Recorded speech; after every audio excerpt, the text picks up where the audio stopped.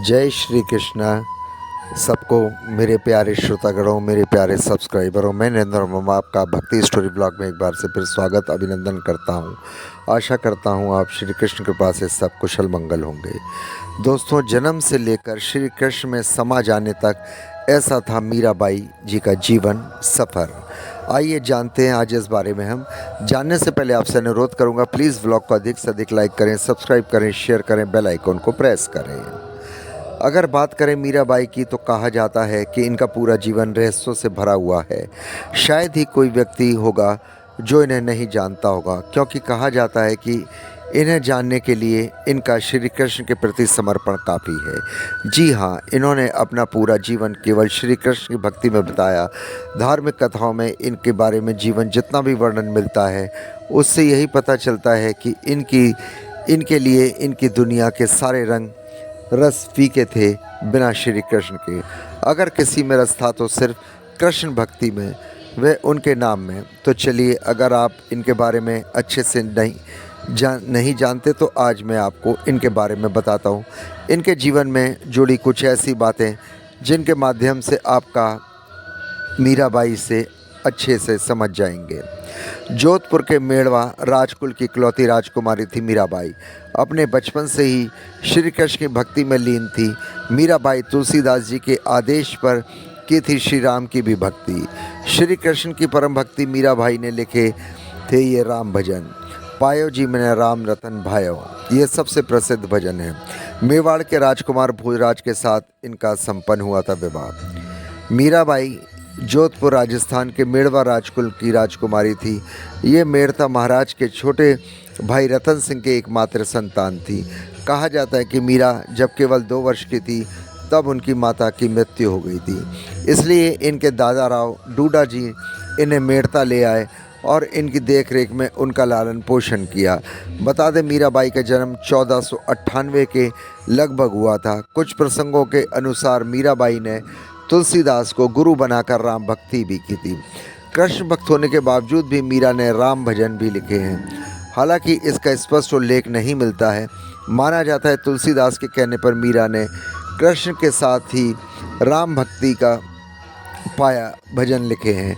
इनमें सबसे प्रसिद्ध भजन है पायो जी मैंने राम रतन बन पायो, जो आज के समय भी लागू द्वारा धार्मिक आयोजन में गाया जाता है। ऐसा कथाओं का वर्णन मिलता है कि मीराबाई का बचपन श्री कृष्ण भक्ति से रम गया था। मीराबाई के बालमन से ही कृष्ण की छवि बसी थी, इसलिए यौवन से लेकर और अंतिम समय तक उन्होंने कृष्ण को ही अपना सब कुछ माना था। पौराणिक कथाओं के अनुसार मीरा का कृष्ण प्रेम इनके बचपन की एक घटना की वजह से चरम पर पहुंच गया था, जो इस प्रकार था। बाल्यकाल में एक दिन इनके पड़ोस में किसी धनवान व्यक्ति के यहाँ बारात आई थी। सभी स्त्रियां छत पर खड़ी होकर बारात देख रही थी। मीराबाई भी इस बारात को देखने के लिए छत पर आ गई। बारात को देखकर मीराबाई ने पूछा, मेरा दूल्हा कौन है? इस पर मीराबाई को उपहास में ही भगवान श्री कृष्ण की मूर्ति की तरफ इशारा करते हुए कह दिया, तुम्हारा दूल्हा ये कृष्ण है। बस उनके बाद में बचपन से बाल्यकाल से बात समा गई। वे श्री कृष्ण को अपना पति समझने लगी। विवाह योग्य होने के बाद भी मीराबाई के घर वाले उनका विवाह करना चाहते थे, लेकिन मीराबाई श्री कृष्ण को पति मानने के कारण किसी और से विवाह नहीं करना चाहती थी। मीराबाई की ये इच्छा के विरुद्ध जाकर उनका विवाह मेवाड़ के राजकुमार भोजराज के साथ कर दिया। परंतु विवाह के कुछ साल बाद ही मीराबाई के पति भोजराज की मृत्यु हो गई। पति की मौत के बाद मीरा को भी भोजराज के साथ सती करने के प्रयास किया गया, लेकिन यह इसके लिए तैयार नहीं हुई। इसके बाद मीरा पहले वृंदावन और फिर द्वारका में मीरा ने कृष्ण भक्ति के और जोगन बनकर साधु संतों के साथ रहने का निश्चय किया। धीरे धीरे उनकी भक्ति बढ़ती गई। वे मंदिरों में जाकर श्री कृष्ण की मूर्ति के सामने घंटों तक नाचती रहती थी।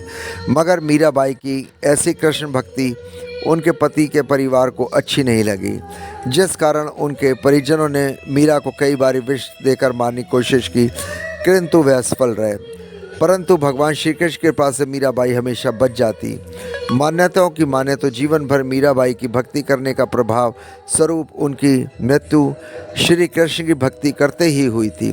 बताया जाता है कि 1547 के मैं द्वारका में श्री कृष्ण की भक्ति करते करते वे द्वारकाधीश मूर्ति में समा गई। ये एक सत्य बात है, ये एक सच्ची घटना है जो मैंने मीराबाई के अमर प्रेम की कथा आपको सुनाई।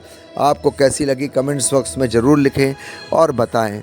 प्लीज़ ब्लॉग को अधिक से अधिक लाइक करें, सब्सक्राइब करें, शेयर करें। आप सबको जय श्री कृष्णा कमेंट्स बॉक्स में जय श्री कृष्णा लिखकर पुण्य के भागी बने।